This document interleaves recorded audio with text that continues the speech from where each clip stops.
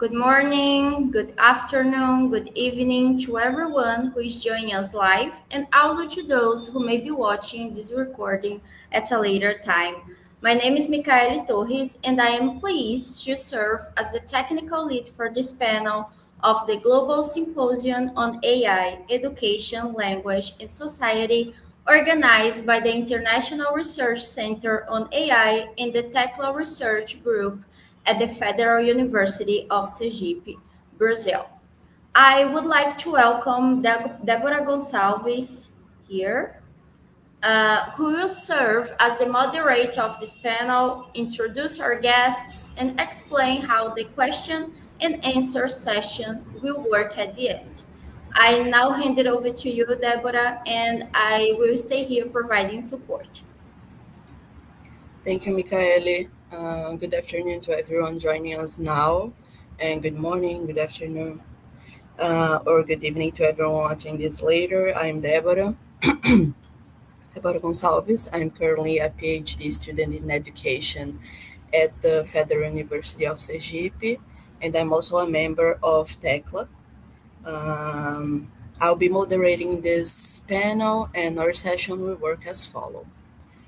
Each speaker will have up to 30 minutes to answer the central question of the symposium, which is how is artificial intelligence transforming education, linguistic and/or social practices in your country or field of research, and what challenges emerge from this process. At the end, we will have a Q&A session with questions directed to each and/or all of them. As you follow each presentation, you may send your questions directly through the YouTube chat. The panel leader and I will be monitoring and sharing them with the panelists when we reach the moment where they will have the chance to answer. I will introduce each speaker at the moment of the presentation, and at the end, I will invite everyone back on the screen so we can begin the Q&A session and move toward the closing of this panel. Please note that when there is 1 minute left for each presentation, the panel leader will bring me back to the screen so I can continue the moderation. So let's begin with our first speaker, Dr. G. Victor Zhang. Dr. Zhang is an associate professor at Macao Polytechnic University. He has been recognized among the world's top 2% most cited scientists in 2025 by Stanford University and Elsevier. His research focuses on computer and AI-assisted language learning, second language writing, multilingualism, and language and identity. Dr. Zhang, thank you once again for accepting our invitation, and I wish you an excellent presentation.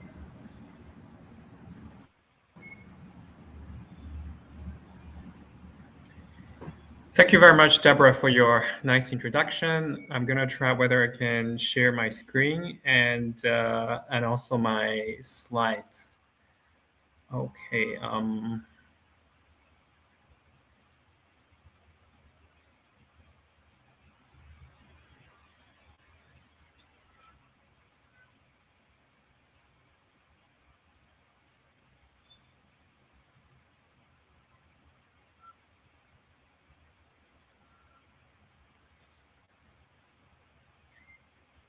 So do I need to upload my slides first and then share the screen, or I'm kind of new to this platform, so Yeah, Yes, I you need can to do that for share you it. if you want.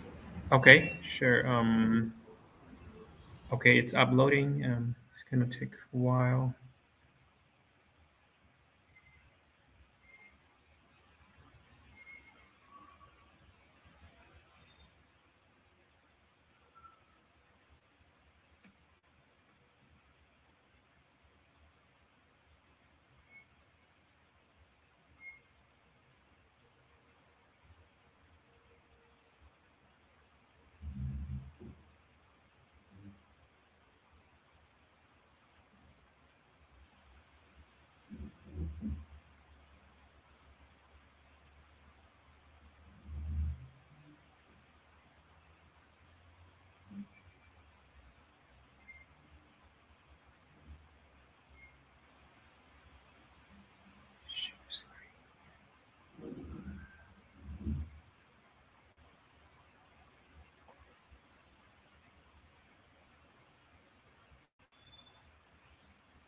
Dr. Victor, I am presenting, okay, for you? Yeah, sorry about this.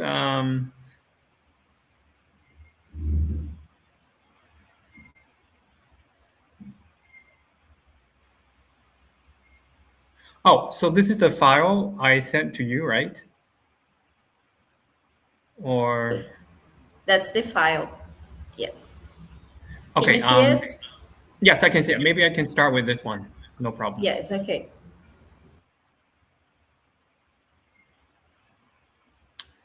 All right, thank you very much. I would like to talk about AI literacy and second language writing. Um, so the outline of my presentation is, so maybe next slide. Yeah, so this is outline of the talk. I will talk about what AI literacy is, and then I will move on to talk about how AI literacy is interpreted in second language writing. Now, let's start with the background. So AI and AI literacy. So the first issue that we need to understand is the earliest work of AI was actually done by the British logician and computer scientist Alan Turing. And there are many definitions of AI, but mostly AI is referred as the uh, the intelligent systems, and also many definitions focus on the ability of mimic how the AI mimic human abilities. So moving on to AI and AI. Sorry, next slide.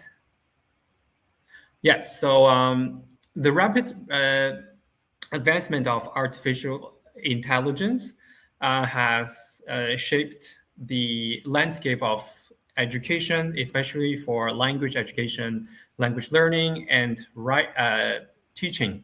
So now learners have a lot of opportunities for personalized instructions and also interactive experiences. Next slide, please. Now, language learners have access to a wide range of AI chatbots, such as ChatGPT, Copilot, DeepSeek, Gemini. So these chatbots support language learning and improve learning outcomes. Next slide, please. However, there are problems in using AI. We are all familiar with the generation of inaccurate information by AI, which is also known as hallucinations. There are also concerns about data privacy and copyright infringements.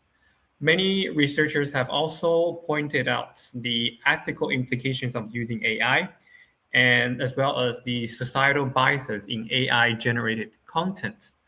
Next slide, please. And the consequences of using AI, first of all, we look at the ethical considerations. So the development and deployment of AI raise important ethical considerations. And there are issues like biases in AI algorithms, privacy concerns. So you can see that without a proper awareness of how to use AI, there are challenges and consequences. Next slide, please. And the AI-empowered technologies have profound impact on the world. Different industries have been profoundly impacted. And you can see that AI has revolutionized how humans interact with technology, and it also transformed educational paradigms. However, there are two notable challenges. The first one is there is a lack of diversity in the AI field.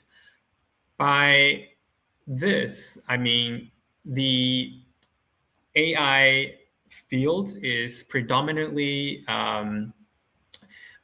used by, for example, when we talked about AI chatbots, most of the companies are from the US and China. So there's a lack of diversity from developing countries. And the second challenge lies in the widening AI divide. Next slide. A significant power imbalance, as I mentioned earlier. So a relatively small portion of global population has a profound influence on the lives of the majorities. And you will see that the AI industry is driven by the private sector and the tech behemoths. Just now I mentioned, for example, Google, OpenAI, and also some Chinese companies. So this has raised critical questions about its applicability and fairness. Next slide, please. And the AI divide, the term AI divide encapsulates the challenges AI poses in perpetuating disparities between those who have access and those who do not. Next slide, please. So the major questions that need to be considered are, first of all, what AI is, and then how to understand its usage. We also need to know how AI perceives human identity, how humans perceive AI, and how humans interact with AI. We need to understand how AI influences human identity in different scenarios. Now, let's move on to the term AI literacy. This is also part of my research areas where I look at how AI literacy has impacted student learning, particularly second language writing. We look at the term AI literacy. So first of all, we need to unpack what literacy is. So basically, literacy is ability to read and write. However, if we add AI before the word literacy, it becomes a bit complicated. Next slide, please. There have been numerous efforts to conceptualize what AI literacy is, but researchers have not reached a consensus over its definition. So there are many different definitions of AI literacy, what AI literacy includes, and what are the components of AI literacy. And also in different industries, AI literacy, of course, has different dimensions. Next slide. Some researchers view AI literacy as a set of skills and knowledge in using and evaluating AI technologies in different contexts. Others concentrate on the capabilities of recognize potential biases and utilize AI ethically. Next slide. Now, I'm going to talk about two theoretical frameworks for AI literacy. The first one, next slide. Thank you. Yeah, so the first one was proposed by Zhang and his research team. They developed an AI literacy skill that included 4 constructs for general use. As I said previously, for different industries, AI literacy may have different dimensions and different focuses. And the first one is awareness of using AI. Second one is how to use AI. And the third component is how to evaluate AI and AI generated content. And the last one is ethics, how to use AI in an ethical manner. Next slide, please. And other researchers propose a conceptual framework to examine AI. And this one is in the field of education. So and his colleagues proposed this conceptual framework. As you can see here in this diagram, and there are 2 different levels. So from lower cognition level and higher cognition level. So the first one is to know and understand what AI is, and continue how to use and apply AI. The third level, how to evaluate AI generated content and how to create information. The last one is similar to what Wang has proposed. So AI ethics, how to use AI in a responsible and ethical manner. Okay, moving on. Now, the second part of my talk, I will focus on AI literacy in second language writing. Now, let's look at what second language writing is. Second language writing is the study of writing performed by non-native speakers, writers of a language as a second or foreign language. Some research domains in auto writing include feedback on student writing.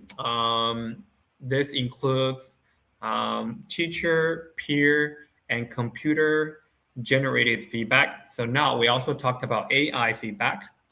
And writing assessments, genre analysis, teaching and learning in universities and schools. Next one. It's important to understand auto writing development because most of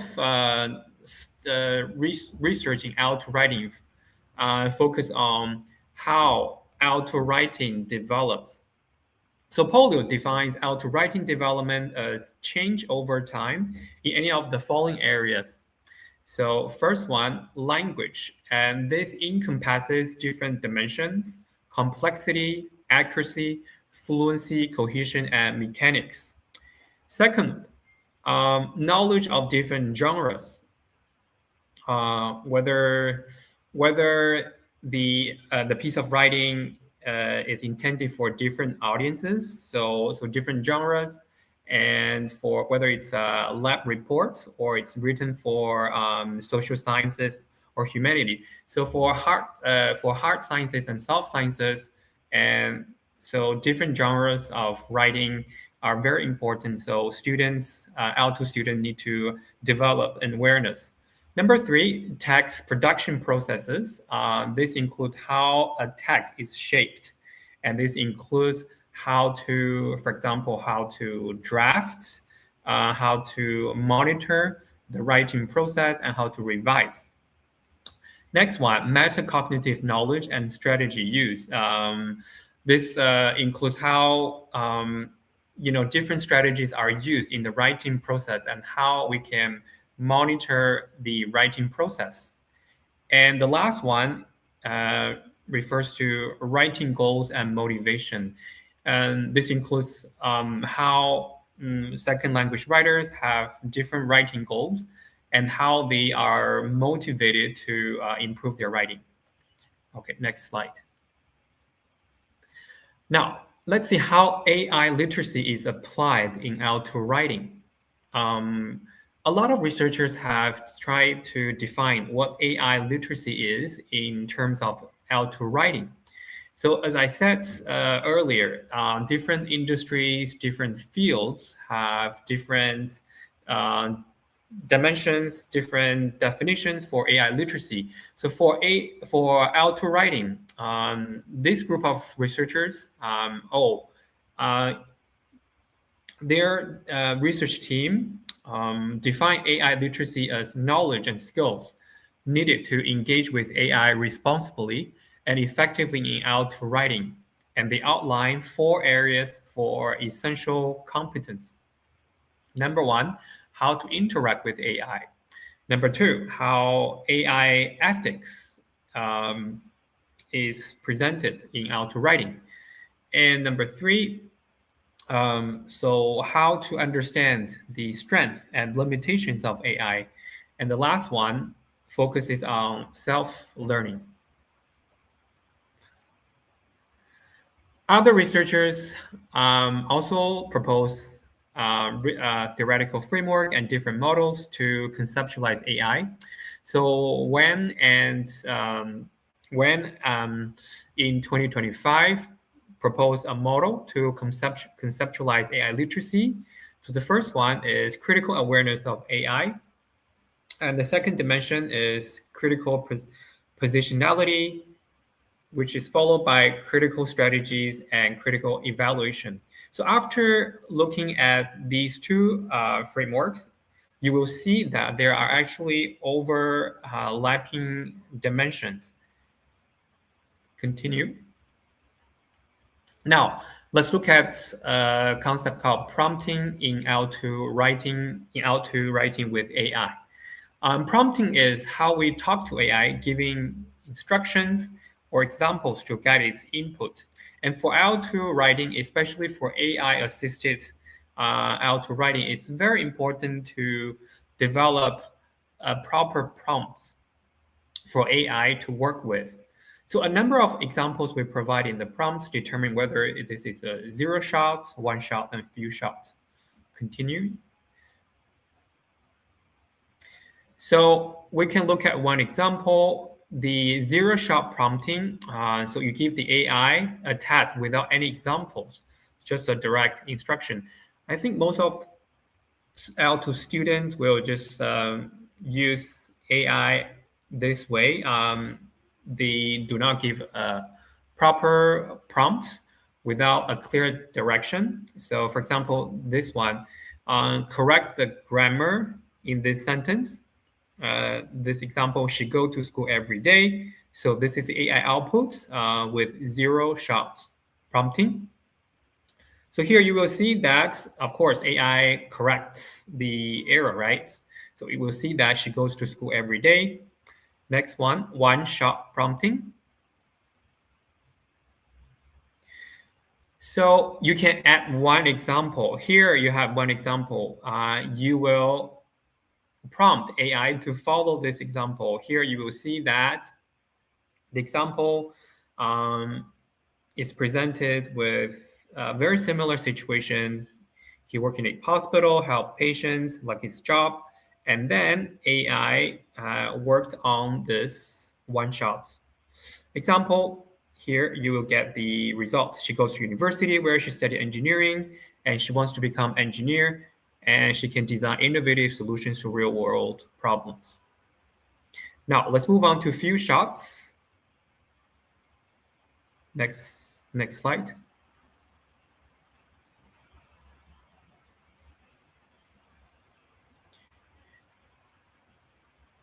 Sorry, the previous one. Can you go back to the previous one? Yeah, so few shots, you will provide more examples. So with more examples, AI's output will be more nuanced and detailed. So you will see the few shot AI output. She goes to university where she studied engineering. She hopes to become an engineer so she can contribute to sustainable development and solve global challenges. Her passion for science motivates her to work hard and achieve her goals. So let's make a summary of the different prompts here. Next slide. So you will see that so this is the summary, right? Of course, with prompt sophistication, AI will work better, and the output of AI will also be improved. So you will see you can accept, especially for students, L2 students, it's important to let them know it's the benefits of using one shot or few shots to prompt AI to improve AI's output. Next slide. So the pedagogical strategy and prompt expansion. So instead of teaching students use how, for example, revise this paragraph, we can teach students to expand the prompt, right? So for example, we can let students know they may start with revise this paragraph, and then they can try to add more details, like what kind of revisions do you want? For example, do you want AI to help you to improve the clarity or tone register? So you can let the AI understand your goals, and you can ask students to rewrite the prompt and compare AI outputs. And this builds AI literacy and metacognition and revision awareness. So all this is important to L2 writing pedagogy. Next slide. So if you're interested in research articles about how prompt sophistication impacts on AI's output, here is an article published last year with my research team. So so you will see that this paper focuses on three different prompts. So we also use zero, one, zero shots, one shots, and few shots, and to prompt AI to generate automated written corrective feedback.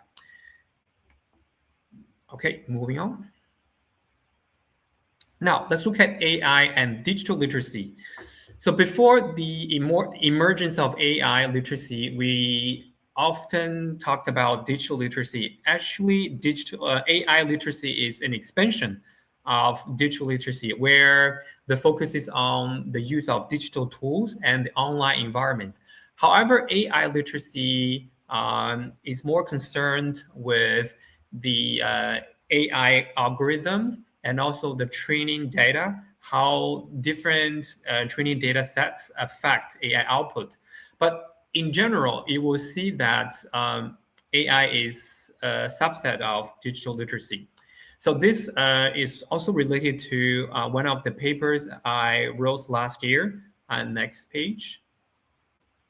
So in that paper, I proposed this theoretical framework, a model called KCAW. And you will see that for digital literacy, I looked at 4 different dimensions. The first one is knowledge of affordances and constraints of digital tools. And the second one is the competence to access, evaluate, and create digital content. A stands for awareness, the awareness of ethical digital engagement.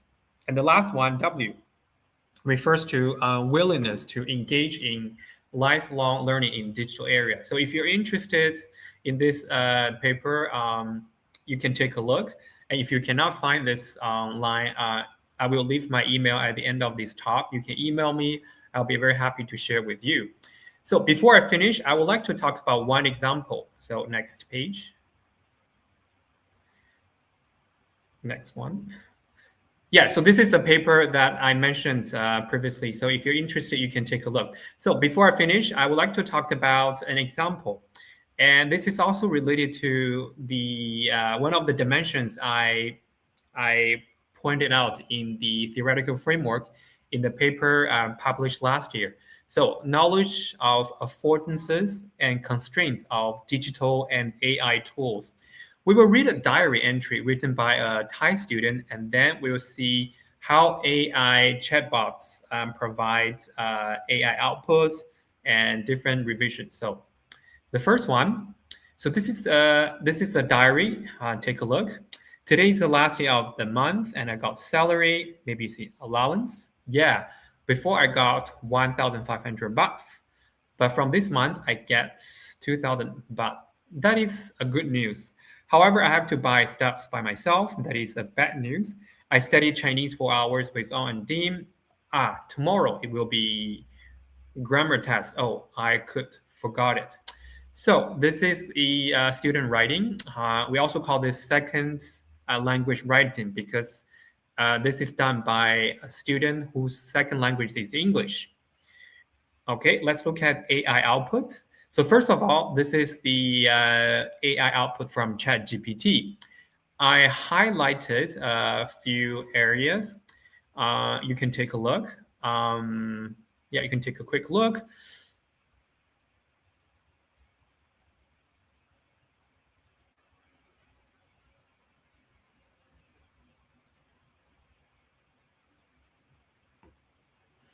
Okay, next one. Next one is generated by Copilots. It's different from the ChatGPT output.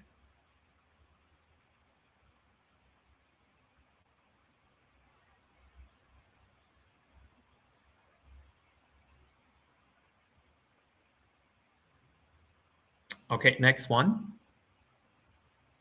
Next one is provided by DeepSeek.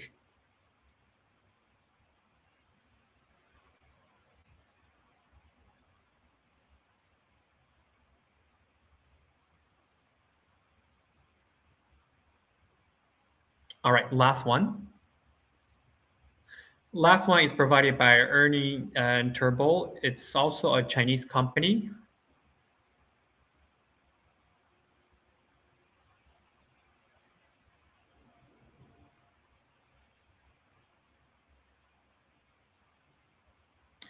Okay, maybe we can move on to the next page where I included 4 different versions. So the question is, do our two students have the awareness of using different AI chatbots? So that's related to one of the dimensions in my paper, right? So knowledge of the affordances and constraints of digital and AI tools. So if you take a look at the 4 versions here, I would say that each chatbot has its own strengths and weaknesses. So, for example, for the Chat GPT one, you will see that for academic writing, normally we will try to avoid contraction, right? So, please, just normally we'll go with I am. And if you see the other 2 highlighted area, which is certainly good news, which is less favorable, I would say this is a repetition of syntactic structure, right? If we want to encourage students to add more complexity in sentence structures, this might not be a good idea. And if we look at Copilot 1, Copilot 1, the the problem is I highlighted this part in preparation for tomorrow's grammar test. But the problem is we in the student's diary, the student does not mention whether they study for Chinese. They study Chinese for 4 hours in preparation for tomorrow's grammar test, right? So I mean, I would say that maybe you have to be very careful with the AI generated content. You have to double check the accuracy. And looking at the DeepSeek output, you will see that it's it's different from the first 2, right? So which is certainly good news, and this is the first one. And so it will see that it varies the sentence structure by using the downside is that, right? So different sentence structures. But there's a problem. You will see that the last one, tomorrow is the grammar test. This is actually a quite, yeah, this is a quite a common problem in translation between Chinese and English. So we also call this like Chinglish because in Chinese you will see that it's perfectly fine. But however, in English you will often say that there will be a test tomorrow, right? So like what the Chat GPT's version, right? There will be a grammar test tomorrow. Not tomorrow is a test. And the last one by Ernie Bolt. This one, you will see that, yeah, especially for the last one, I will say that it's very interesting. You will see that the literary language, a detail that had momentarily slipped my mind. Yeah, so after looking at the 4 different versions, I guess as educators or as teachers in second language writing, you will understand that how vastly different these chatbots can be. So it's important for teachers to help students to foster awareness of the affordances and the constraints of AI digital tools. And with this example, we have come to the end of my presentation. And then you will see this references. Next slide of my presentation. If you have any questions, we can have more time to discuss in the Q&A section, or you can also email me. And the last slide, I will provide my email address. And thank you very much for your attention.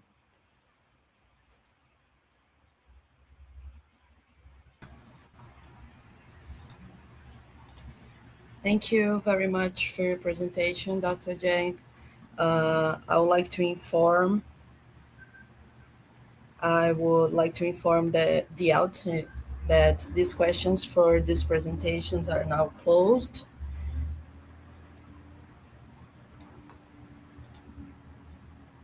And I will now invite our second speaker, Dr. John Pike, to join us. Okay. Dr. Pike is a lecturer at Adelaide University, where he teaches courses on digital and information literacy. His research interests include the use of digital technology in teaching, learning, and assessment. With a background in sociology, he is particularly interested in how we can foster a critical approach to artificial intelligence in education, as well as the wider social implications of algorithmic systems. He is a co-facilitator of the Generative AI Special Interest Group in the National Association of Enabling Educators of Australia. As a reminder, I would like to inform the audience that while you follow this presentation, you may send your questions through the YouTube chat. And Dr. Pike, thank you once again for accepting our invitation, and I wish you an excellent presentation. Thank you.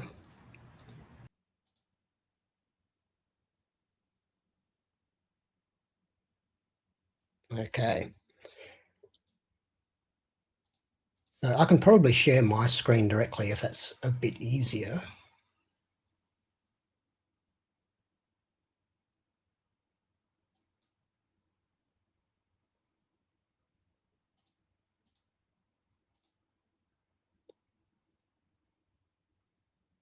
Actually, yeah, controlling it from here might work a bit better. All right. So this is my presentation here talking about some tensions between some principles that we try to follow with dealing with the challenges presented by generative AI and the actual practice when we get down to it. This is based on a paper that I wrote with a colleague of mine, Tamara Alpin, where we were looking at these tensions, and really it was kind of born out of some frustration in the years following the release of ChatGPT. There were a bunch of principles, bunch of suggestions being made about how we can respond to these challenges. But in reality, there are some problems that present themselves. So just a bit of background about me and the perspective I'm taking here. So I'm a teaching academic at the Adelaide University Pathways College, and our role there is helping students develop foundational academic literacies. So we're developing what we refer to as enabling education programs. So these are pathways for students who are aiming to get into undergraduate study. So we have this goal of widening university access for students, especially from underrepresented cohorts like low socioeconomic backgrounds, Aboriginal and Torres Strait Islander students, culturally and linguistically diverse students, and people in regional and remote areas. So our work is heavily informed by critical pedagogy. We're really focused on things like student empowerment, inclusiveness, support, belonging, and a philosophy of care. My colleagues in this area have used the term critical enabling pedagogies, and this involves things like taking dialogic approaches, connecting the student life worlds, having an ethic of care, paying attention to cultural messaging around who belongs at university and their capabilities, and careful scaffolding of tasks. So we have this core focus on equity, and the big question now is, with generative AI, how is Gen AI having an effect on our core focus of equity outcomes? So this is a bit of an overview of what I will go through here, just sort of introducing some of these influential principles that have been guiding our response to generative AI. And then I want to look at three main sources of tensions. The first one is the need for students to develop these foundational academic skills while they're also being encouraged to use AI, and the tensions that we see there.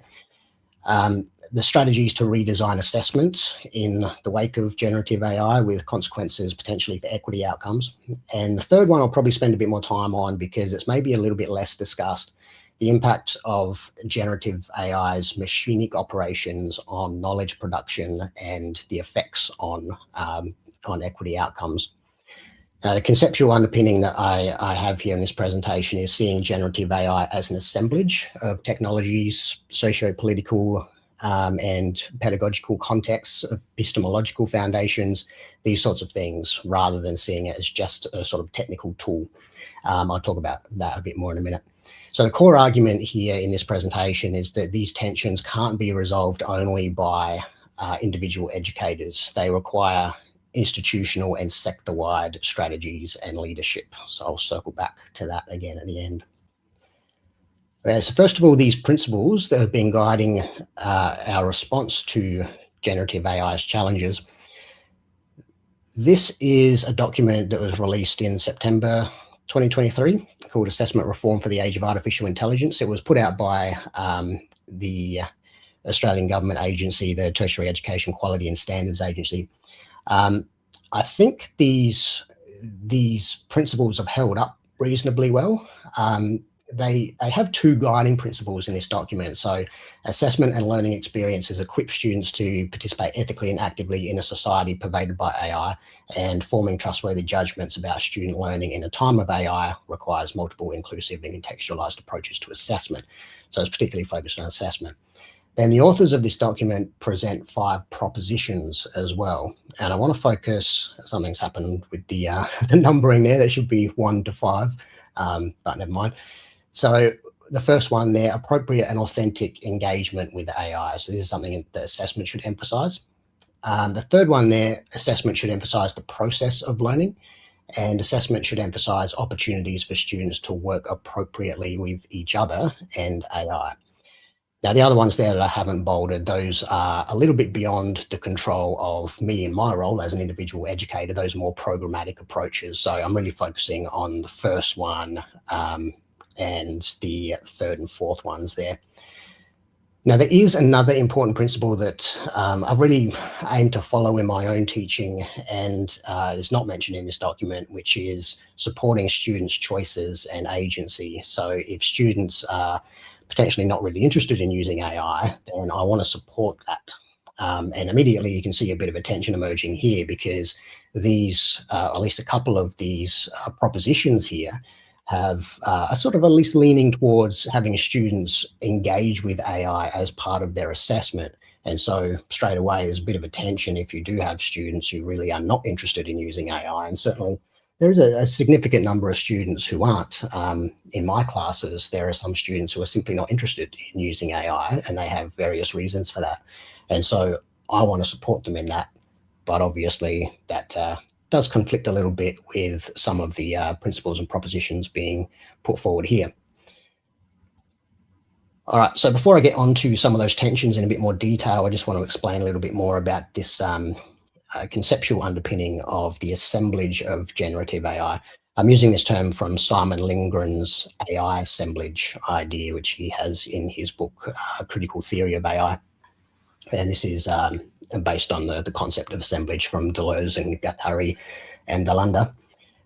The basic idea is that we shouldn't understand AI as simply a technological artifact, because if we see it that way, then the logic of that essentially is, we could just choose to use it in appropriate ways, and we've got a free choice. We can use it, we can not use it. As long as we use it in the right way, then everything will be fine, that sort of thing. But in fact, it's a whole lot more complicated than that. So this concept of AI assemblage, as Lindgren explains here, he says that AI is defined by the complex socio-political settings where it comes into play and co-functions. So his diagram is over there on the bottom right of screen. So it includes the technical aspects like data and algorithms, neural networks, that sort of thing. But it also includes many other things as well.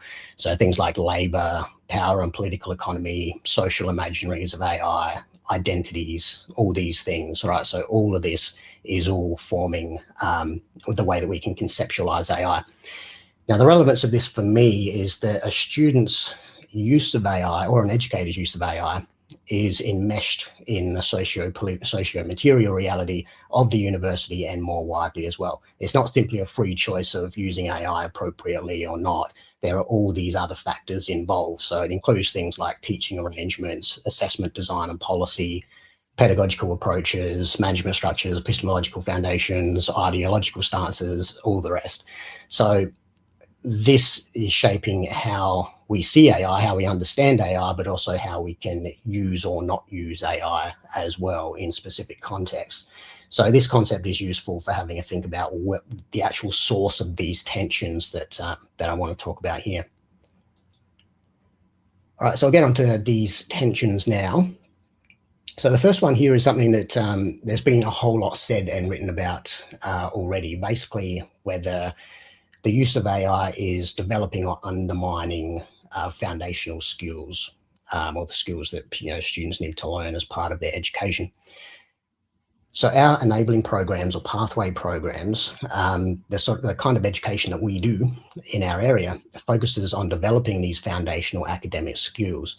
The problem is that using AI effectively really requires domain-specific knowledge to form effective judgments about whether AI has given you an appropriate output, whether it actually serves your purpose, and so on. You have to have some kind of domain-specific knowledge in order to make those judgments. Warshauer and colleagues here call this the with or without contradictions, the idea that the better students can write without AI, the better they will be prepared to write with it. So there's a bit of a tension here between the principle of appropriate and authentic engagement with AI, which was in the document I showed earlier, and this danger of potentially developing dependencies that might leave students actually worse off in the long term if they haven't actually developed that base of academic skills. People have sort of spoken about this recently in terms of cognitive offloading. That's the term that's emerged over the past few years. That's relevant here. Over there on the right, I've got an example of where I think we can kind of see this. If you go to a ProQuest database nowadays, you look up a journal article on a ProQuest database, there's this research assistant, this AI assistant that takes up about a third of your screen, and it summarizes the source that you're looking at. And it suggests other questions that you can ask, and you can ask other questions just with functions like a typical chatbot. Now, it seems to me that this is a potentially dangerous thing. Like it could potentially undermine academic reading skills, because the message that this is sending, let's say a student, as part of their assignment work, they go and access a journal article, they use this research assistant. The messaging that it's sending to them is that all you need to do is just pluck out a bit of information from a source that's relevant to what it is that you're doing. And that's really all you need to do. It's sort of saying you don't necessarily have to read the entire article. You don't need to read it yourself. You can just use AI, pluck out a bit of information, and you're good to go. So forget about the broader context, the theoretical backgrounds, the actual arguments being made, and the evidence that underpins those arguments. Forget about all that. You just need to pluck out a little bit of information that you need. Forget about the rest. Now, that to me seems like a major danger in terms of undermining academic reading skills. So that's one major source of tension there. The second one is consequences of assessment redesign. So probably many of us have been busy redesigning assessments over the past few years, and there's been plenty of suggestions on how we might go about doing this. A lot of these suggested solutions for assuring assessment validity, so making sure that students are actually able to do the things that we need them to do, imply face-to-face assessment. So things like assessments with oral presentation components or invigilated tasks. These have been very common suggestions for how we can ensure that it's the student doing the work. Now, that's not great from an equity perspective. And to sort of demonstrate that, there's a clear statistic here. In Australia in 2022, almost a quarter of university students were enrolled externally or online, so not face-to-face. That's really good for access. It means that more people can go to university, but it's very problematic in terms of validity, because if your assessments are now being redesigned to be face-to-face, then how do you accommodate so many students who are studying completely online? So this is a major issue. The other issue is that these face-to-face assessments tend to be very high-pressure tasks. And so these types of assessments are going to suit some students much more than others. And again, that's not really great from an equity perspective. We want to be encouraging and allow students to demonstrate their strengths. whereas a lot of these high pressure tasks are going to be very badly suited to some students who might struggle in these particular tasks. There's a useful concept for sort of thinking through this tension here is consequential validity, meaning the implications of the assessment on what students do.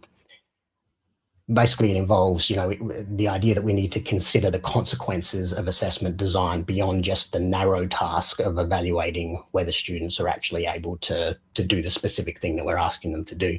So, for example, if in response to generative AI, we see a narrowing of assessment types sort of clustered around these oral presentation or invigilated tasks, then students have less ability to actually demonstrate their strengths. The general idea is you want students to be able to do a wide variety of tasks. They might excel at some of them, they might struggle with others, but overall, they've been given opportunities to demonstrate what they're capable of doing. Whereas if generative AI pushes us to a more narrow set of assessment tasks, then that's not really great in terms of equity. Another potential issue here is that, one of the principles in that Tecla document I showed earlier is that we should be assessing the process of assessment, not so much the final product. It's the process of learning that we want to be able to assess. And that's a great principle. It's a great idea. I fully support that. There is a potential danger, though, that if we are assessing process, that could potentially lead to things like more data collection, more surveillance of students, so we can actually see what their progress is. And that means more control of students. This is something that Polytechnic has written quite a bit about. And that has the effect of disempowering students. So this is not in keeping with the kind of approach that we like to take in our area of, teaching practices that are informed by critical pedagogy, which are all about empowering students. So coming back to this concept of generative AI as an assemblage, that's a useful concept for helping us to sort of think through what some of these effects are. We're not simply thinking about AI as some specific, technical tool. It's a technical tool that's been introduced into a specific set of circumstances, and we need to take account of those circumstances and think through what the implications of those are. All right, so the third big tension here, and we get sort of a little bit more in depth here, is whether equity goals are in tension with algorithmic operations. So what I'm sort of trying to drive at here is seeing AI not simply as, again, sort of a neutral tool, but a tool that has certain characteristics that might set it in opposition to these equity goals. So equity education is all about trying to imagine a better world, essentially. We are identifying certain social injustices, like some underrepresented students who historically have not been welcome at university, and we want to create an environment where they are welcome. So these equity outcomes require reimagining the world in some way. But as Dan McQuillan has written about in his book, Resisting AI, AI's innate conservatism makes it much more harder to reimagine the world in new ways. So AI, as we know, reproduces patterns through statistical correlations. That's fundamentally how it functions.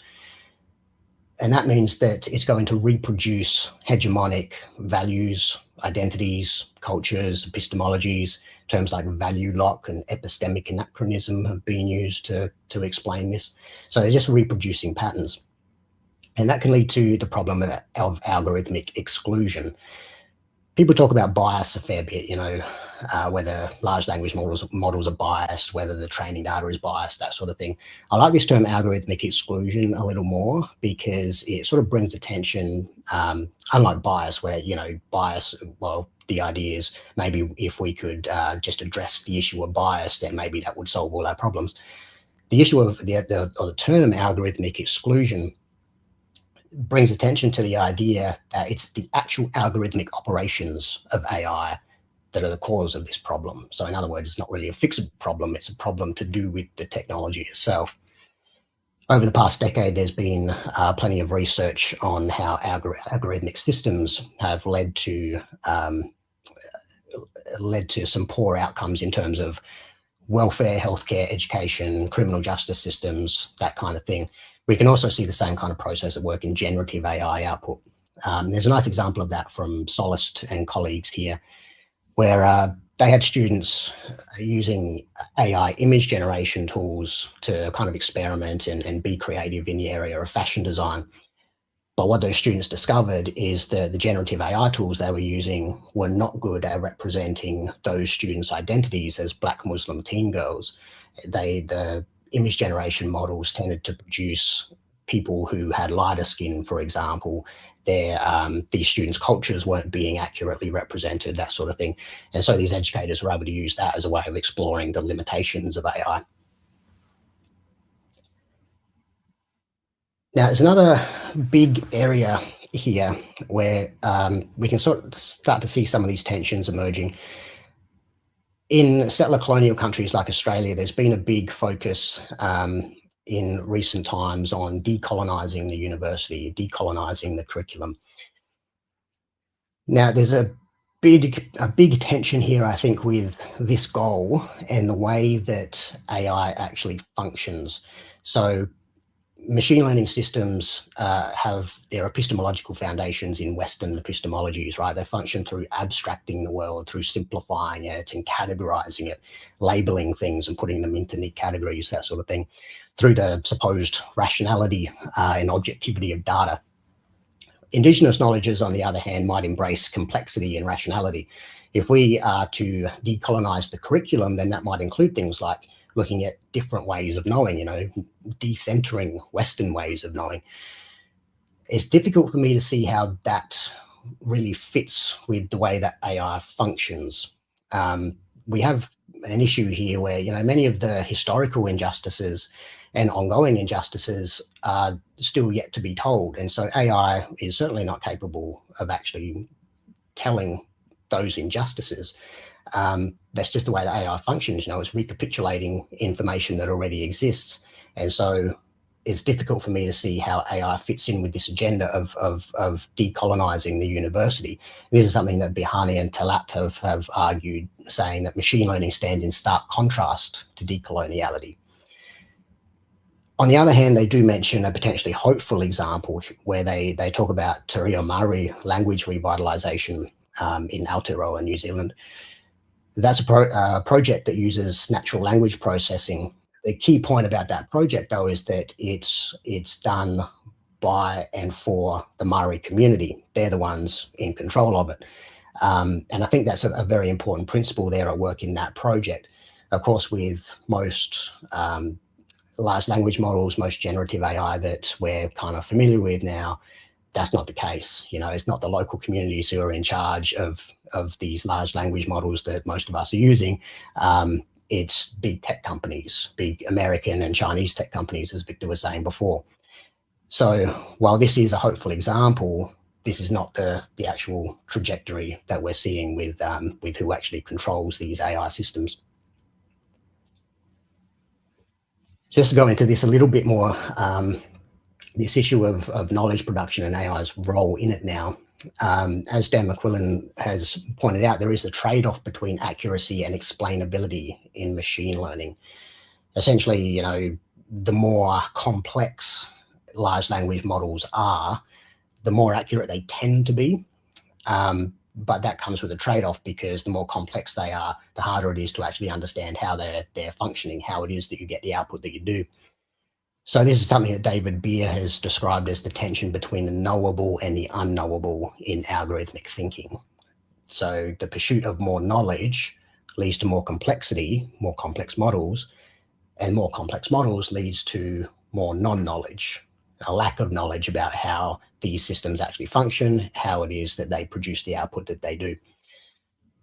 So this seems to me like a bit of a dangerous dynamic here. So generative AI is proffered as this tool for acquiring information, for developing knowledge, that sort of thing.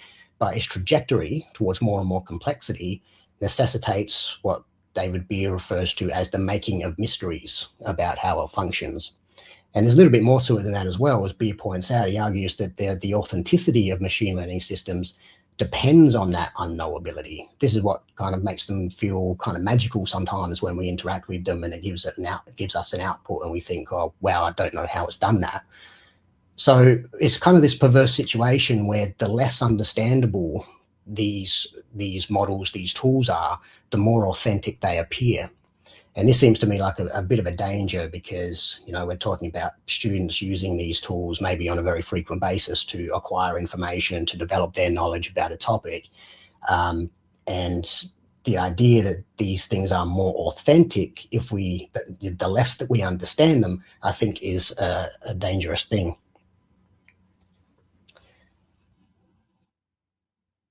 All right, so what I'm really trying to drive at here by looking at this point about the operations of AI is that generative AI and other algorithmic systems as well have these inherent characteristics that tend to set them against an equity agenda. So AI that is opaque and obfuscatory makes the political work of imagining alternative futures more difficult. Again, it's just recapitulating existing knowledge. So it can't identify social injustices or the causes of that injustice in the first place, because that requires a human experience of actually living in the world. And instead, AI is just reproducing hegemonic knowledges and these calcified value systems. Some of the work that my colleague Tamara Alpin and I have been doing recently is that taking pedagogical approaches that are dialogic and democratic, as per Freire, these approaches that center the lives of students and their ambitions, their motivations, their interests. This, we think, is really a necessary means of resisting these stultifying effects of AI. All right, so just by way of conclusion, after all that, these challenges that are posed by generative AI can't be resolved by these common suggestions that we tend to see a lot. Things like more oversight, or having a human in the loop, or being aware of bias. That's my favorite, the last one, being aware of bias. I always think, whenever I hear that, I think, okay, well, I'm aware, I know there's bias, so what next? You know, what's the actual implication of that? That's not something that you hear a whole lot about. What is the actual implication of understanding that these things are biased? So these sorts of common responses just don't cut it for me. These tensions are stemming from socio-material complexities that are way beyond the control of individual educators. These are stemming from things like the conservative operations of AI, how it actually functions. They stem from the ideologies, the epistemologies, the materialities that structure our societies. The idea that we can address these challenges by just tweaking an assessment or tweaking our curriculum in some way is just absurd. It's a much bigger problem than that. And so if we are to have a genuine and honest response to these challenges, then we have to appreciate the scale of them.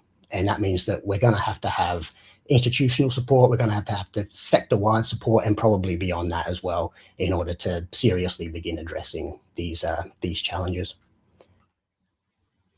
And that's it from me. Thank you.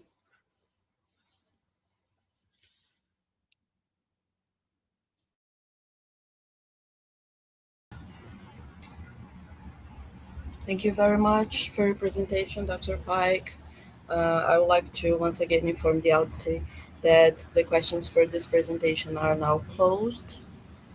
And I will now invite our third and last speaker, Dr. Alessandra Elisabeth dos Santos.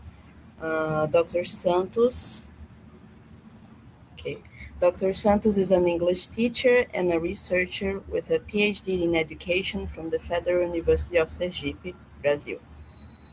Her research focuses on generative AI and its impact on writing. She is the vice leader of Tecla and was a visiting researcher scholar at the Virginia Commonwealth University at USA. And Dr. Santos also holds a master's degree in education from Federal University of Sergipe and a post-baccalaureate diploma in education from the University of Winnipeg, Canada. With 29 years of experience in teaching English as a foreign language and teaching English to speakers of other languages, she has worked as a teacher educator, and academic coordinator. As a reminder, I would like to inform the audience that while you follow this presentation, you may send your your questions directly through the YouTube chat. And Dr. Santos, thank you once again for accepting our invitation. I wish you an excellent presentation. Thank you so much, Deborah. Should I? Okay, you have that already. All right. And just to make sure I'm able to, okay, I can do it. Can you just restart for me, please? I ended up clicking. All right. So thank you so much for this presentation, Deborah. It's such a pleasure to be here. I'm very excited. This symposium is a very special event for me. And I'd like to thank Professor Paulo Boasorte for this invitation and all the Tecla members. I know, congratulate them for all the great work they've been doing since, I mean, not only yesterday, but like for some time, yeah? So we can have this event going on. So the title of my presentation is Generative Artificial Intelligence and Writing as an Ecosystem toward a Structured Prompt Perspective. And this presentation here is mainly based on my doctoral dissertation. And I had the pleasure to have my Professor Dr. Paulo Boasorte as my advisor, and Dr. Neiva Ravanoli as my co-advisor. And this is the QR code of the presentation, if you're interested. And so the references at the end, there is not a slide page for that. So just to like let you know a little bit like where, when I started my research, where, let's say, what was going on, yeah, in terms of technological advances in this area. So I started like my doctoral dissertation in 2020, mid of the year, actually September. So when I started, like GPT-3 was the model that was the newest one, yeah. And then, you know, we all know here that so far, I mean, since that period, we've had lots of advancements and changes in this area. And that's why this symposium is such an important event for all of us who care for education and for the applications and what this, let's say, these technologies, I mean, impact in our society. So when I first started like researching about that, the feeling that we had, and then many people had, and I had, was that the society as a whole, of course, I'm like speaking from what I can perceive as a human, is that although we had AI has long permeated various aspects of human activity, our society only began recognizing its ubiquitous presence after ChatGPT was released in the end of 2022. And then ChatGPT like called attention, yeah, of so many people. And I know that I remember people talking to me a lot about that. People did not understand exactly what my research was about, but I was already, you know, using other platforms, AI text generators before this release. And then after this period, then we started like, we had like the technology widely accessible, free versions. There were free versions before that, but then they were fewer. And the limit, you know, for the use of was actually very limited for a free version use. So then it started like provoking discussions and raising ethical concerns across social, political, economic, and academic contexts. Then just as a reminder of like the numbers here, the statistics, so it caught so much of attention of the society, because in 5 days we had 1 million users. ChatGPT had 1 million users. In 2 months, 100 million users. And then the impact was so like, let's say, broad that we even had like countries blocking it. And then Italy was an example. And then focusing on education, which is my context here, just like to exemplify this, let's say, this tension, yeah, between what am I supposed to do in let's say, in face of such a challenge, technology for various aspects of society, specifically education, for speaking here, from where we're speaking here. We had this New York Education Department blocking the use of ChatGPT. This happened like in January 2023. So I'm around 2 months after the release of ChatGPT. So in the field of education, technologies undeniably reshaped writing, a social practice grounded in evolving literacy perspectives. Technological changes interfere with the learning of writing, imposing on students not only the need to learn specific textual genres, but to continuously learn to write across this variety of technologies, modalities, and contexts. These authors propose the development of an expanded perspective on writing through the lens of literacies, since technologies redefine what writing means as they are developed. In light of these shifts, what my research focused on was actually to explore this intersection of this technology, text creation with educational settings, particularly specifically in the advent of Gen AI technologies. So what I did was the objective was to apprehend the concept of the phenomenon of writing impacted by the adoption of Gen AI in societal contexts in the field of education. And considering the study of the phenomenon of writing cannot be dissociated from our society, knowledge, and culture, it becomes essential to adopt an epistemological and methodological perspective that rejects the excessive simplification of realities. At the time, it was pretty difficult to study and let's say make decisions on how I was going to, let's say, conduct the research. And then the choice of this epistemology gave me, let's say, not let's say a very strict and limited. I was guided, through this epistemology, but I was not, let's say, limited, because from the perspective of complex thinking, the object of a study, of my study specifically here, is a phenomenon. And what I understand by the phenomenon is what Ravanelli defines as the lived experiences that emerge from our social and cultural interactions. The term complex has nothing to do here with the idea of complicated or difficult, but from this perspective of the epistemology that I adopted, comes from the meaning of the Latin intertwined or woven together. I acknowledge that the scope of this research does not fully capture the complexities of the phenomena studied, but in light of complex thinking, writing and Gen AI technologies are considered phenomena defined as emergencies.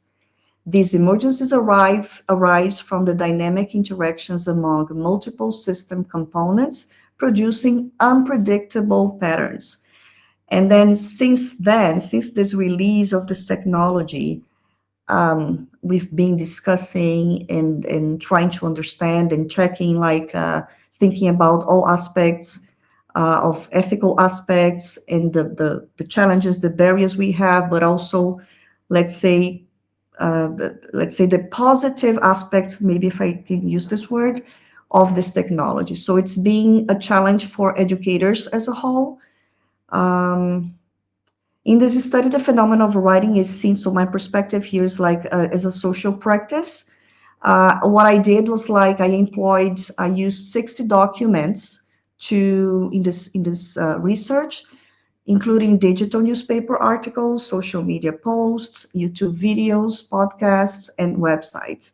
And this was used as a strategy that I called screenshots of the reality I see, to illustrate this interconnectedness and impact between the phenomenon of writing and its integration with generative AI technologies. So this is the example. I mean, this is the image of how I organized, the idea of the screen. This is strategy that I call screenshots of the reality I see. As you can see here, you have like 5 numbers. And then the idea is like I collected and organized the data based on these periods of time. So before the release of ChatGPT, after the release of ChatGPT, and then following the advances, of this technology, until I had to stop at a certain point, until May 2024. So this was like the journey of advancement that I followed. And this is just like 2 examples of how I presented the documents that were analyzed in the dissertation. And then here you can see, for example, when you're reading the dissertation, you can understand that the period, like number 5, indicates where this screenshot, where this screenshot of the Instagram post was taken. Was it after the release of that?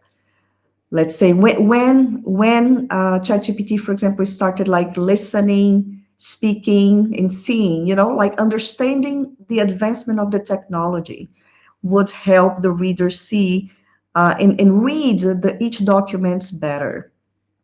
And I also incorporated generative AI in my method of analysis, which not only facilitated the analytical process, but also deepened my engagement with the phenomenon under study. What I see is like it was easier to understand because I was using this technology while studying about it. So the method of analysis that I adopt is called an analytical entwining, developed by Dr. Paulo Boasorti, some members from our group, our Tecla group, and I. And then with the integration of Gen AI, here you can see 4 prompts, yeah, and then you can see the images of representing the data that that was analyzed here in this research. And interestingly, like something that it was very challenging was like the idea of like how was I supposed to analyze, let's say, the images and not the texts with ChatGPT, like this analysis, how was it supposed to happen? So I realized that the writing of the prompt had to be a little bit different because it could not, the platform could not read, let's say, and analyze the images the same way it was analyzing the texts. When I mean the text here, I mean the transcripts of, for example, the news, digital, the digital news that I found there, or the YouTube transcript, all the documents that I had used for this research. And what I had to do, like, how did I write these prompts? Like, I followed the prompt creation reference chart as the basis, to write all the prompts that you will see in a minute. And the prompt creation reference chart was published last year. And then the authors it was developed by me, Dr. Boasorti and Dr. C. de Oliveira.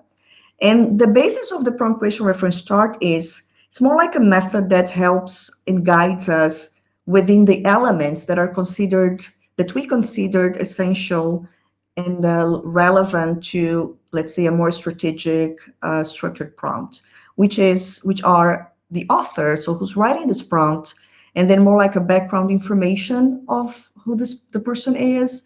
And then this will vary depending on if it's like a teacher writing or student writing.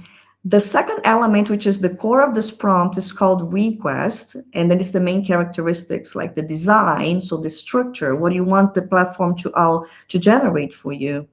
the target audience, and then the theme. And then the last element that we would end this prompt with the purpose, so what the prompt is for. And 1 and 2 there are just examples, because you can have just one purpose or more than one. So based on the prompt creation reference chart, then I, let's say, integrated generative AI in the method of analysis, so the analytical inwining. And then here we see some changes. A specific thing that was changed, the target audience was not necessary here. So what we realized, what I've been realizing using the prompt creation reference chart, is that we follow, there is like a guideline for us to write a prompt, but then you can personalize depending on what your on your needs, you know. And when I say this, I'm thinking about, for example, teachers that have adopted it, and for lesson planning, for preparing activities, or even students, you know, that were like planning an essay. And I'm speaking like based on what I heard from other teachers that prepare students for, you know, writing exams, interest exams for college. So here, what happened was like the prompt creation reference chart was personalized with the coding criteria for this specific method of analysis. And there are 4 prompts. The prompt number 1 is actually the same as prompt number 2. There was just a detail in the language, because in prompt number 2 we could not use we could not use the term excerpt. We had to use the term passage, so the platform could recognize. So this was let me give you an example. I ended up like skipping here, but this was like an example of the prompt. So the 3 colors here are divided as the 3, just to make visualization better, the 3 elements. So the author is there, indicating who I am in this moment of interaction with the platform. So a PhD candidate researching in the area of education, languages, and technologies. I am currently focusing on coding the collected data. The second part is which is the request, is the main characteristics. So we see there first the design. So a list of passages that address the theme of research, a list of repeated ideas based on these passages. Everything that you see there is actually the method of analysis, the analytical inwining. But then the challenge was actually like adapt the language in a way that it was, the platform could actually help me analyze the 60 documents that I had in order to achieve the general objective of my research. So then the phase, let's say the movement 3 is here. I won't like talk about it. It's just to show that there were 4 prompts used to finalize, to end, you know, the analysis. And this was like the results. So according to this methodology, this method of analysis, we have theoretical constructs. So there were 8 at the end. And these constructs actually helped me come up with these, this concept of writing. And again, in light, through the lenses of complex thinking theory, okay? So writing collaboration with generative artificial intelligence is conceptualized as an ecosystem in which technology and humans are interdependent and mutually enhancing. Each element complements the other, thereby fostering a more collaborative and adaptive approach to the teaching of writing. The integration of generative AI in writing, analyzed through the principles of complex thinking, reveals a complex interplay between technology and human agency. Both elements are in constant adaptation, influencing each other in a systemic, holographic, recursive, and dialogic manner. These terms are actually principles of the complex thinking theory that help the researcher understand the object of the study while conducting the research. This interaction ensures that the writing process is dynamic, capable of evolving with technological advancements, and remains rooted in humanistic values. The concept of writing with generative AI support is emblematic of a complex system in which various components, technology, users, educational frameworks, and ethical considerations interact within a larger educational ecosystem. This system is not static, but dynamically responds to changes within each component, affecting how writing is taught, learned, and practiced across different contexts. From when I'm reading this here, I remember comments related to, I think our previous presenter said that this, when we are dealing with the challenges of generative AI in education, in writing specifically, it's not the teacher, themselves that are going to be able to deal with everything. Yeah, we need a system of support in teacher education, in public political public politics policies. Sorry, to, let's say, help teachers, help educators, help people that are in this complex system deal and go through these challenges, because we know that this won't stop, and then so we need the more we can help each other, the more we can have support from each other, various let's say people from members of this educational let's say background, the better.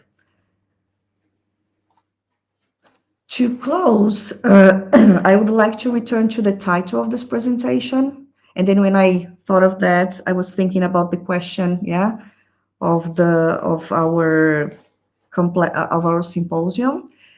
So what I have tried to show is that generative artificial intelligence does not simply affect writing from the outside. It becomes part of the very conditions through which writing now happens. And if writing is understood as an ecosystem, then we need to look at it through the relationships among language technology, human agency, context, and ethics. In that sense, the prompt is not just a command we give a platform. It becomes part of the writing process itself, because it helps shape meaning, direction, decision-making, and then I think in here authorship as well. That is why my focus has been on moving toward a structured prompt perspective, not only to understand how AI is changing writing, but also to help us engage with that change more critically, responsibly, and pedagogically. So I'd like to thank you all for your attention, and in case you need more information or references, please contact me. Thank you, Deborah. Thank you all for listening.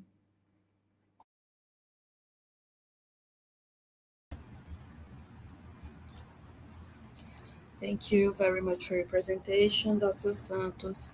For the audience, questions for this presentation are now closed.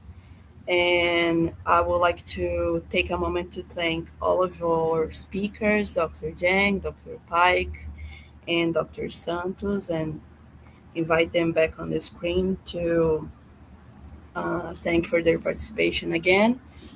These were very relevant presentations that will contribute to our discussion. And I would also like to invite all of you to join us for the Q&A session now. We will put them on the screen here, but I will also read them for you. And we have a first question. It's not Okay, it's now appearing on the screen. We have a first question for Dr. Zhang. It's from Jeffrey Leito.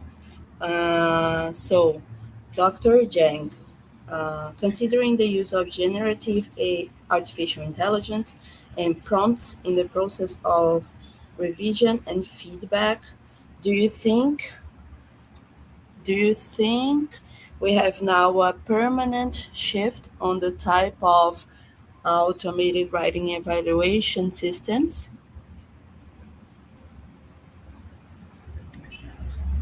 Okay, thank you very much for the question, Jennifer. I think this is a very insightful observation with the emergence of generative AI.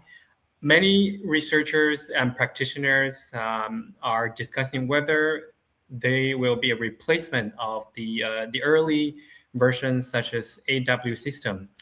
However, in my research, as I mentioned in my presentation, in the paper published last year, our research team actually compared ChatGPT with an AW system called Grammarly. So our findings show that with very generic prompts, generative AI ChatGPT actually did not perform as well as the AW system Grammarly. So that's also related to what John has mentioned, the domain knowledge. So our findings suggest that with domain knowledge and also examples, and so that requires a lot of awareness, knowledge. So we don't think that in the short term, I would not say that the ChatGPT or the generative AI will replace the AW system, because we believe that the AW system still have their place, especially for editing. And also we found that for lower proficiency students, L2 students, they sometimes feel that using generative AI will be overwhelming for them, because they have to go through all the output generated by AI chatbots, and some of them are not able to make a decision whether they are going to integrate the generated content into their writing. So a simple answer is no. We still believe that, and the AW system, the early version, such as Grammarly, it still has its role, and it still can function as an editing tool. But I think with more training for our students, I think students will benefit from using generative AI and choosing generative AI as their writing partner. So I hope I have answered your questions. Thank you, Dr. Zhang. Thank you for your answer. I have now a question also from Jeffrey Leito. It's a two-part question, so I'll show the first part and the second part also. Not this one. For Dr. Pike. Yeah, thank you. So I have first here, Dr. Pike, concerning foundational skills, I see maybe in near future, a silent move to classics or back to basics shifts, as the idea of being shallow not only regards reading but also writing. And the second part, so as authors also start showcasing weak or superficial theoretical background, why would I stick to such authors when going back to deep and consistent classic texts and authors is possible?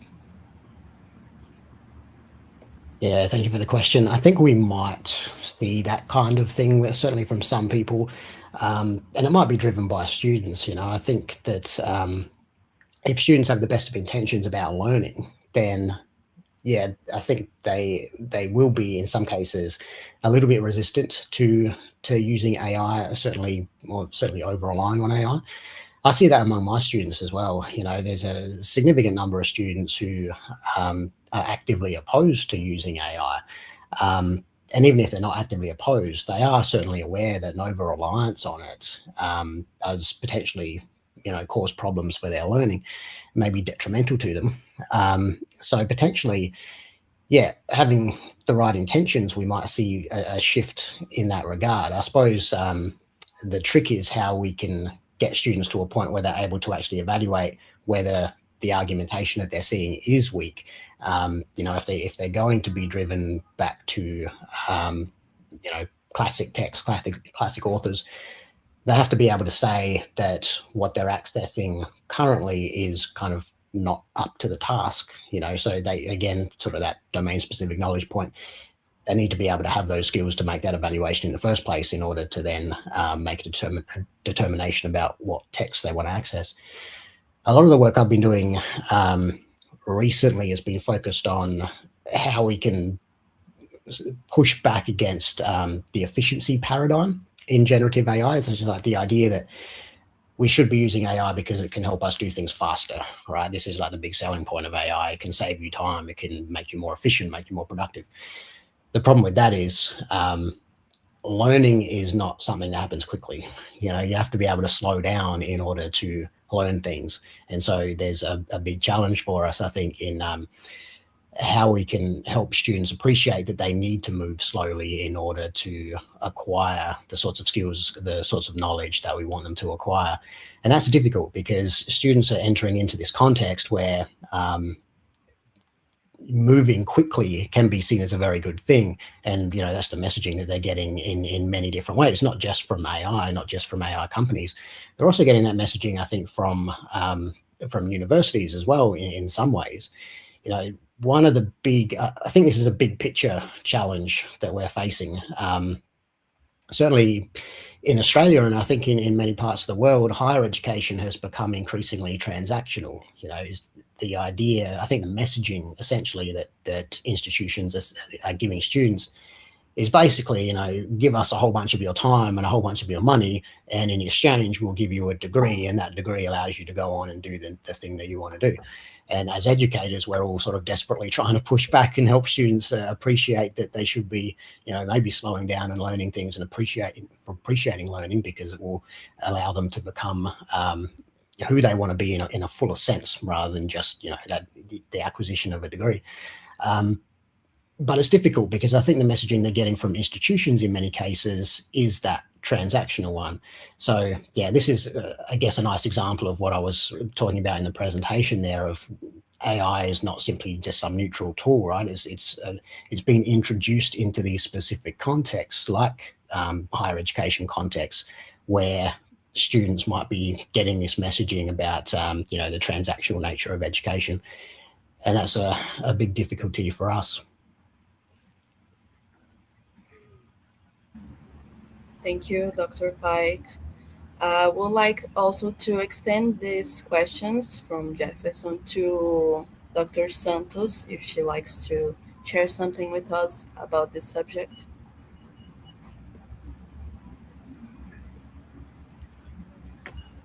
We can put them again on the screen. Okay.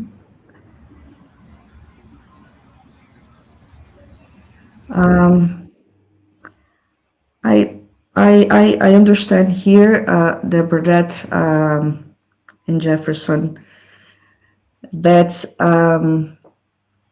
I agree actually with what Dr. Pike has answered about this, let's say, this fast pace that students have been feeling, and also because of the job market as well.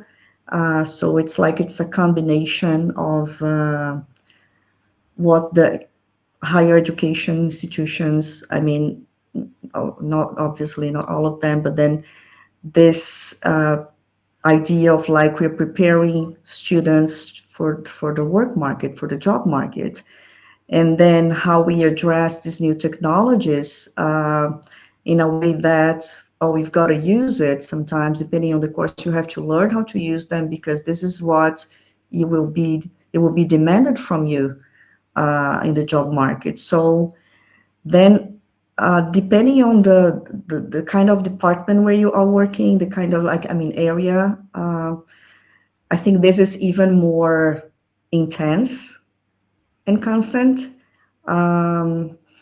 In education, maybe from my perspective and from what I hear from lots of teachers sometimes, and some, let's say, and also some higher school students, is that this, let's say, discomfort, like how much should I know about, how much I should know about those technologies?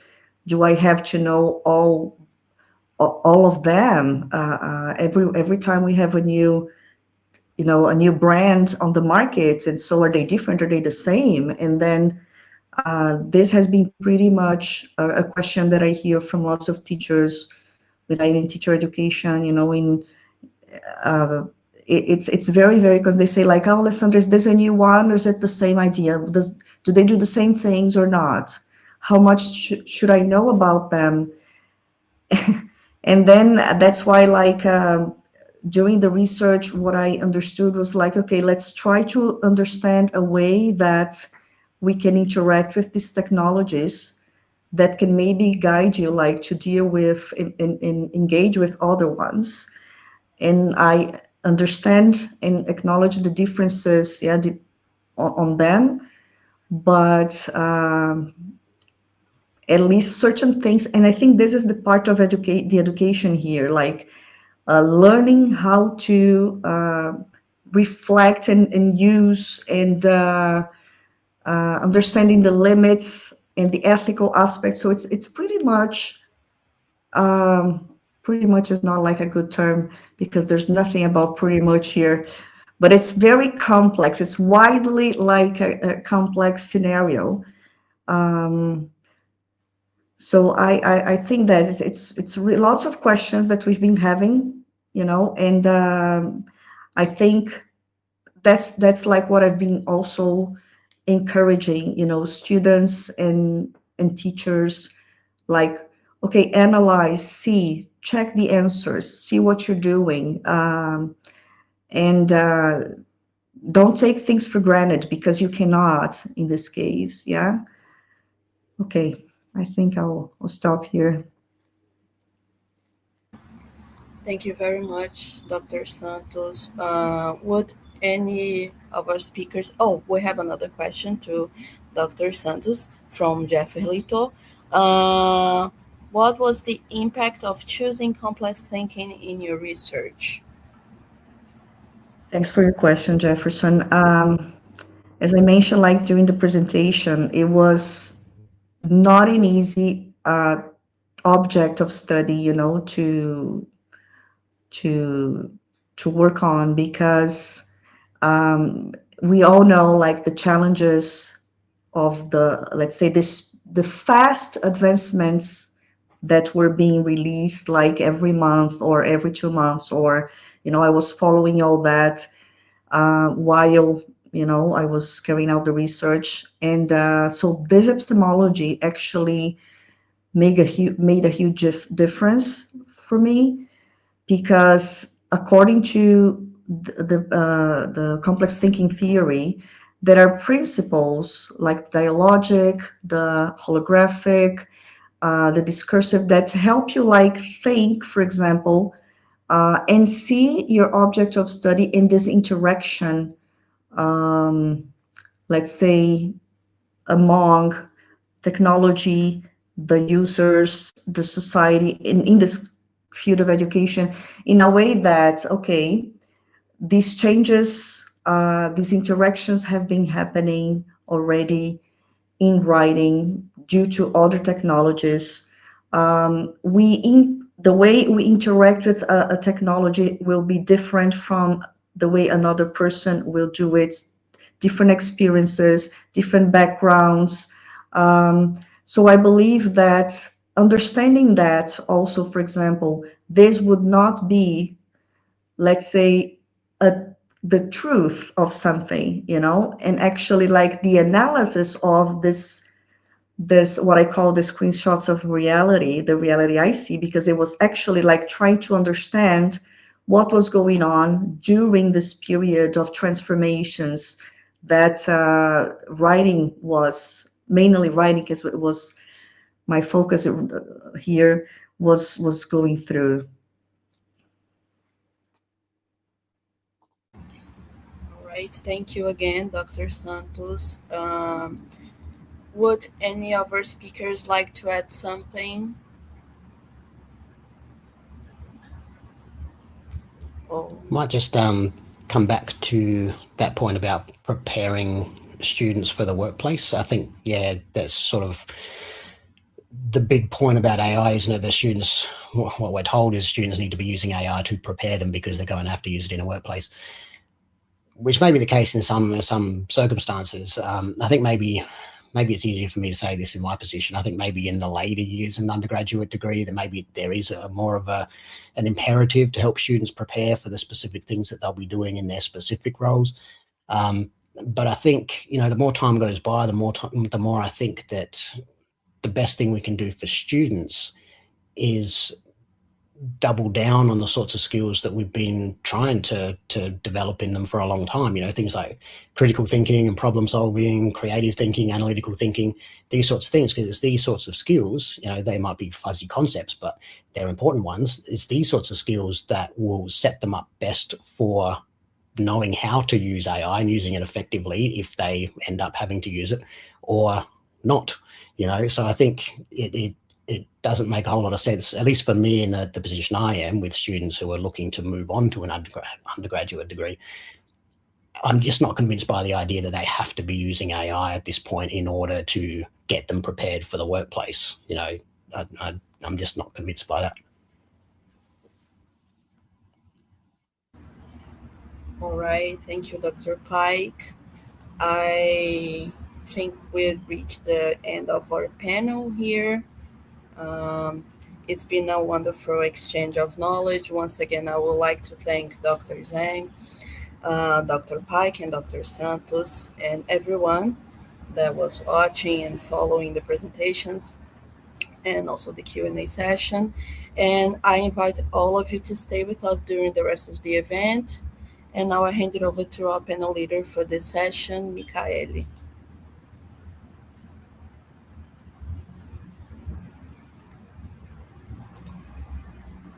Sorry. Thank you, Deborah. I would like to thank everyone for the attendance. Also to thank Deborah for the amazing conduction of this panel. And to thank you all, the panelists, for the amazing presentations and discussions. It was really, really amazing. Just a quick reminder that our next panel will begin soon at 9 a.m. So you're all invited. It will be amazing. And follow us on Instagram. You can also check the entire schedule on our website and access the next panel here on our YouTube channel. Okay, so thank you very much, you all.